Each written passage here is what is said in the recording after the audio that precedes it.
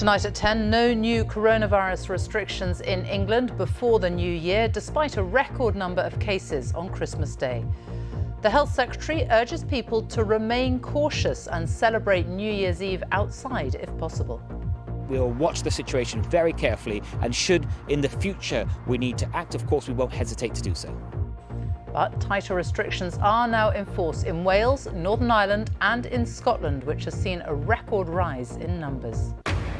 Emergency talks between the government and the UK's energy industry amid warnings that bills could go up by 50% next year unless the government intervenes. England's hopes of an Ashes comeback are fading rapidly in a dramatic second day of the third test in Melbourne. And missing for almost a week, a happy ending for the search and rescue dog who got lost herself in Norfolk, but she's reunited today with her owner.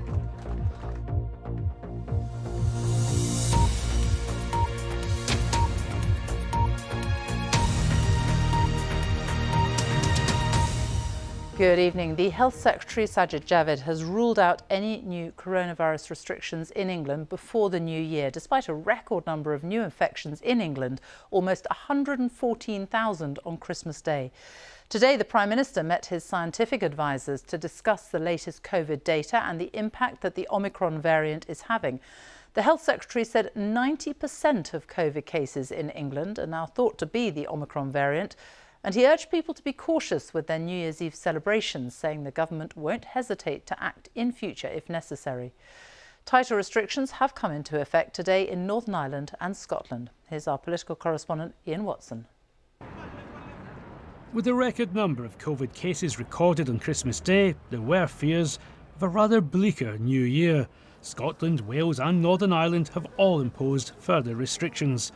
So there was pressure on the government at Westminster to make it clear if England would follow.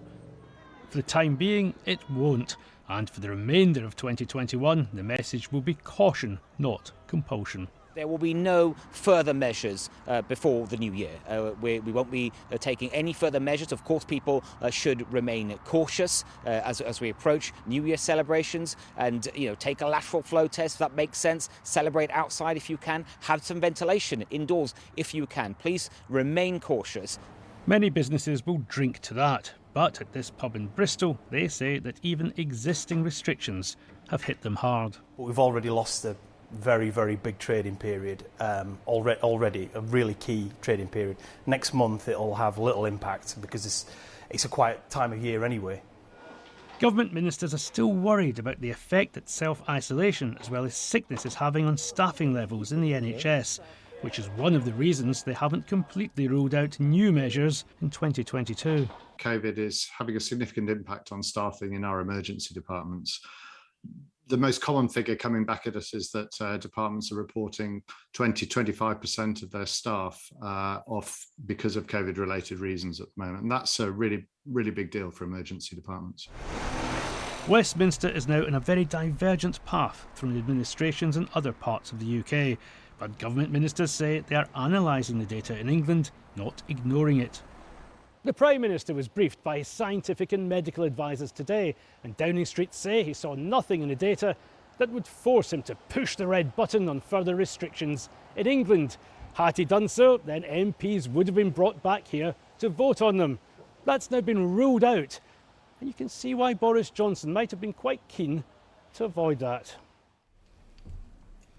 The ayes to the right, 369. Earlier this month, 100 of his own MPs rebelled against the introduction of COVID passes, and he may have faced even greater resistance to any new measures before New Year. The Prime Minister is well aware of the sentiment on the Conservative backbenches. It was a massive rebellion. Without hard data to support any further lockdown measures, the rebellion would only be larger. Labour's calling for the government now to publish all relevant data and scientific advice. They say to reassure the public that Boris Johnson isn't just capitulating to his own party. There's often been a spirit of goodwill during the COVID crisis, but you can't entirely keep politics out of a pandemic. Well, let's talk to Ian in Westminster now. So England now on a very different path to the rest of the UK, despite a record number of cases on Christmas Day. That's right, and a record number of cases in Scotland reported today too, Sophie. But yes, a different path in England from the rest of the UK. And I guess what the administrations would say in Scotland, Wales and Northern Ireland is that they're taking a precautionary approach. With cases high at the moment, they want to try and stop hospitalisations following suit. But here in England, certainly many of Boris Johnson's own Conservative MPs are saying they do not want to see him inflict economic damage unless there's already hard and fast and convincing data that the NHS is being faced with the risk of being overwhelmed. That data doesn't quite exist at the moment. What did strike the Prime Minister, I'm told, about the data today when he had that briefing from the scientific and medical officers was the number of people who were seriously ill in hospital who were unvaccinated. That's why he's keeping his emphasis on the vaccination programme and on boosters rather than further restrictions. But he's also taking a pretty big political gamble, because if he manages to keep the economy open and stops the NHS from being overwhelmed, then the plaudits he'll receive won't just come from members of his own party, but businesses and the wider public too. But if hospitalisations rise sharply in the new year, then his political opponents are already preparing to say that he's putting politics ahead of the public health. Ian Watson in Westminster, thank you. Well, let's look now at the latest government data, and there are a lot of figures that still aren't available today because of the holiday period, but there were 98,550 new infections recorded in the latest 24-hour period in England alone. 143 deaths were recorded in England. That's of people who died within 28 days of a positive test. And 106 COVID-related deaths were recorded on average every day in the past week. On vaccinations, just over 500,000 boosters were administered on average every day in the past week. So now nearly 32.5 million people have had a booster. That's 56.5% of the population aged over 12. So very little new data from Wales or Northern Ireland over Christmas, but Scotland has today published its figures for the last 3 days, which haven't yet been included in the UK totals, but which show a record rise in new cases over the Christmas break. Katrina Renton has more. New restrictions for hospitality and public indoor venues were introduced here in Scotland today, just as those new figures for COVID cases were released for the last 3 days. Now, the provisional figures peaked at 11,030 positive cases reported on Boxing Day. Now, the figures reported for Christmas Day and today were also higher than at any other time of the pandemic.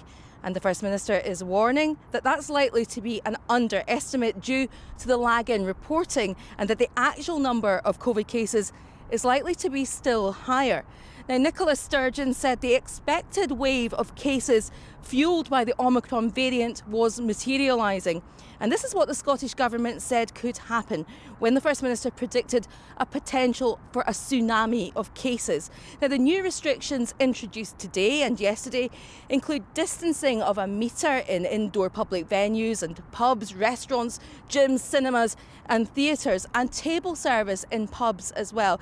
And restrictions have also been introduced into outside gatherings of up to 500 people, meaning that the big public hogmanay events that we expect here in Scotland will be cancelled this year.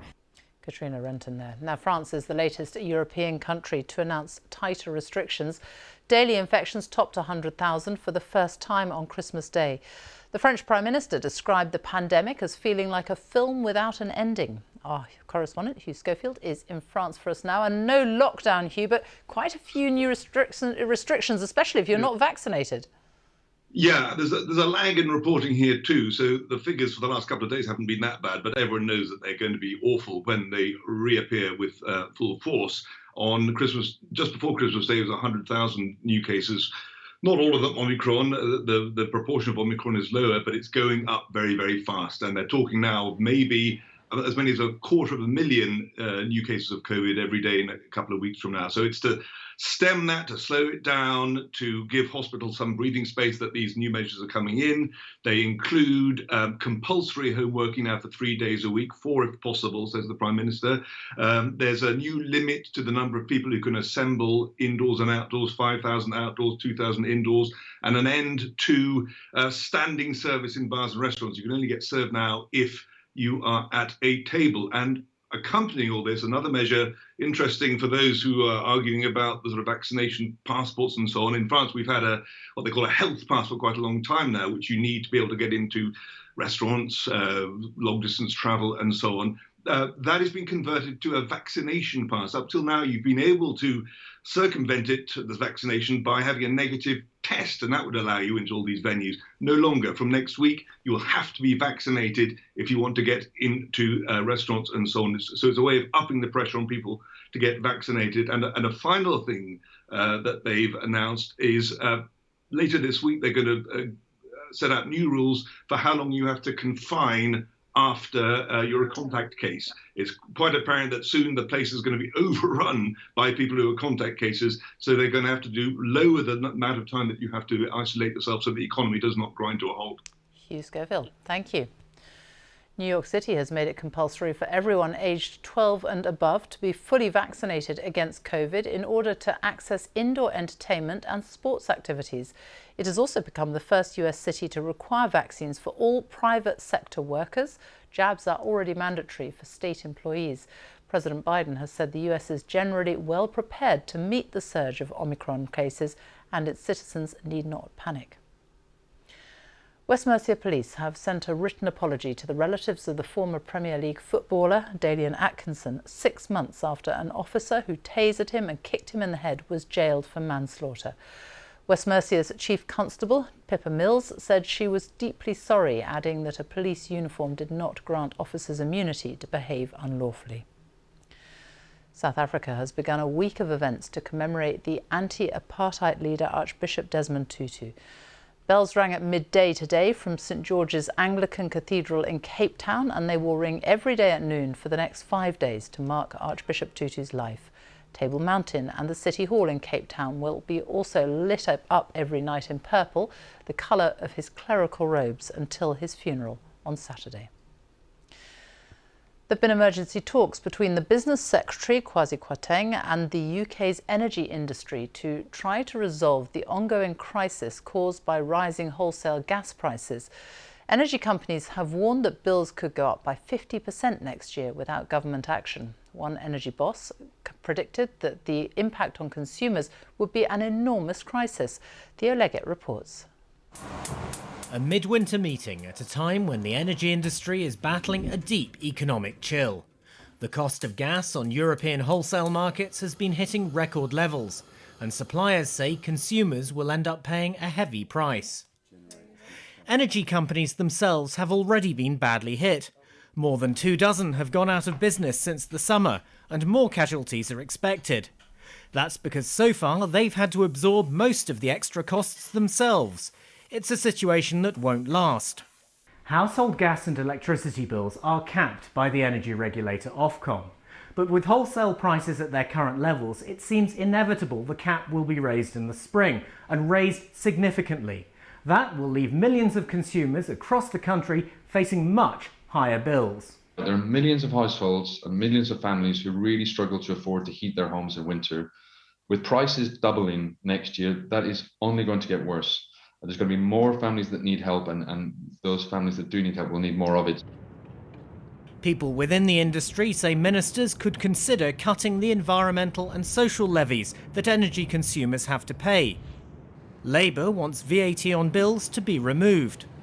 A real rethink, listening to the industry leaders to see what they recommend, would be an important thing to do before February. And February is when Ofgem meets to decide what its price is going to be for the domestic consumer on the 1st of April. Today's meeting is unlikely to be the last.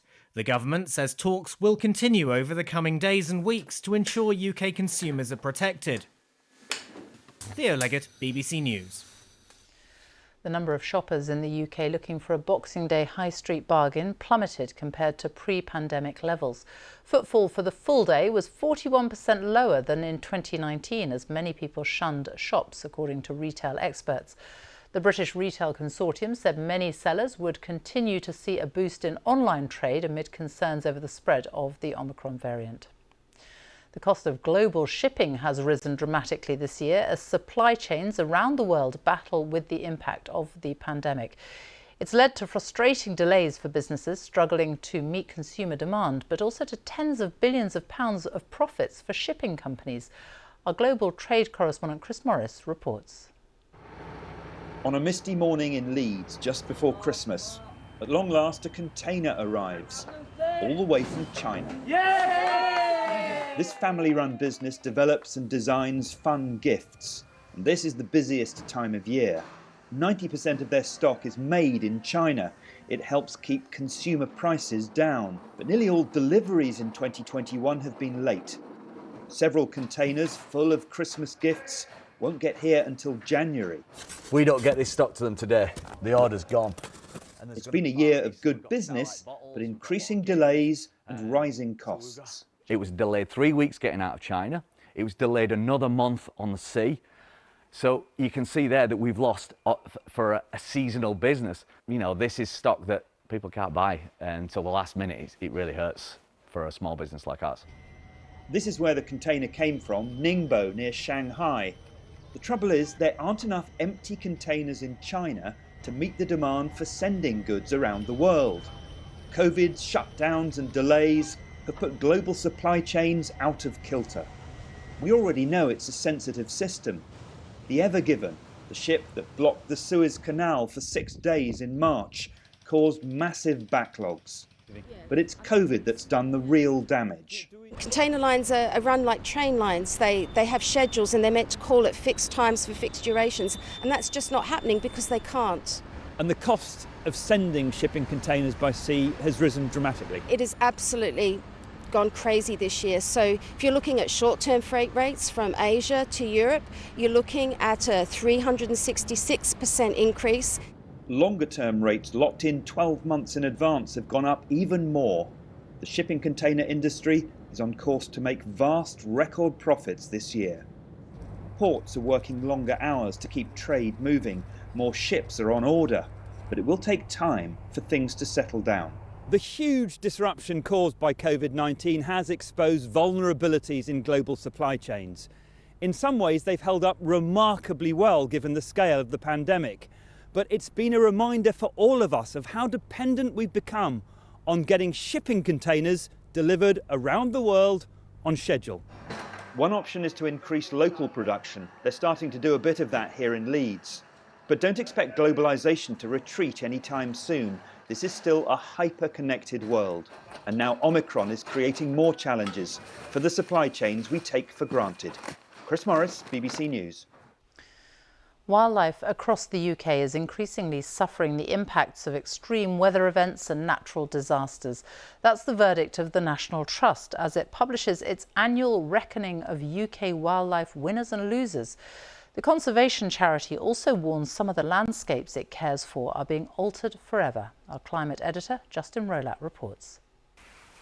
This is one of this year's wildlife winners.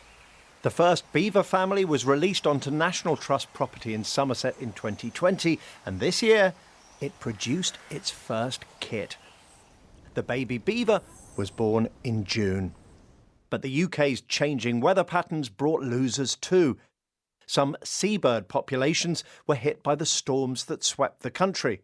Other birds suffered from the unseasonable cold spells and frequent heavy rain in the summer. I've come to Newark Park Estate in Gloucestershire to find out more about how our changing climate is affecting the National Trust's landscapes and the wildlife it cares for. And just look at this wonderful place, a Tudor hunting lodge with, look over here, the most incredible views right out across to the Mendip Hills. We've had to remove all of our ash trees, unfortunately, because they've succumbed to ash dieback. The fungal disease, which affects adult trees, is now common across Britain. So we're finding that the moist conditions that we get as well, wet and warm, are really great for these things to spread in our current climate. The National Trust lost thousands more trees in storms. Storm Arwen, which ripped through the north of the country in late November, was particularly destructive. And some properties, like this stretch of the Dorset coast, were changed forever. This landslip, caused in part by extreme dry and wet spells, took a great bite out of the cliffs at Thornton Beacon. the kind of regular rhythms of the seasons are kind of drifting away, and we're now getting this new normal, which is pretty unpredictable and has some really big extreme kind of weather events. And all of that has kind of massive impact on our wildlife. This year's wildlife losers include spring blossoming trees in the south of England, which suffered a series of late frosts. But some seal populations flourished, with record numbers of seals recorded on some Suffolk beaches. The warm and settled autumn produced spectacular shows of colour across the country and helped some grassland fungi to thrive. The Trust warns extreme weather is increasingly becoming the new normal, but says it is possible to strengthen ecosystems against climate change. Justin Rowlatt, BBC News, Newark Park Estate in Gloucestershire. Well, the sport now. Here's Chetan Pathak at the BBC Sports Centre. Hello. Hi Sophie, thank you. Good evening. England's cricketers are on the brink of defeat, heading into the third day of the third Ashes test in Australia. In a match they have to win, James Anderson gave them hope in Melbourne, but another batting collapse followed, which means England will resume their second innings on 31 for 4, trailing by 51 runs. Our sports correspondent Joe Wilson reports. Melbourne's thousands can surely sense it. They can already feel it. England's demise, in their eyes, is only a question of time, and it could come very quickly. Steady. Keep in mind that England actually bowled well on the second day. Marnus Labuschagne, ranked world #1, dismissed for 1. Steve Smith was out for 16. Oh, he's got him, bowled him. 1 of 4 wickets for James Anderson, who'd rarely bowled better in Australia. It was Marcus Harris who top scored, 76 runs from him, which just kept confidence beyond England's grasp. Still, they'd fought to the final hour when they came out to bat again, 82 behind.